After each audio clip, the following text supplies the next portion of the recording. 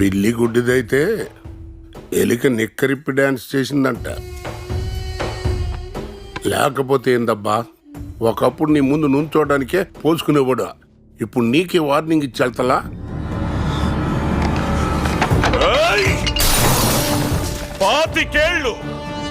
పాతికేళ్ళైందొచ్చి అడ్డొచ్చిన ఒకడిని వేసేసా. ఆణ్ణి చూసి ఒకడు, ఆణ్ణి చూసి ఇంకోడు భయపడుతూనే ఉన్నారు. ఈ 25 నా కొడుకు నా కళ్ళ ముందుకొచ్చి నిలబడే వరకు ఆడి కంట్లో భయం లేదు, ఒంట్లో బెదురు లేదు, దెబ్బకి తిరుగులేదు. ఏం చేయాలి వాణ్ణి?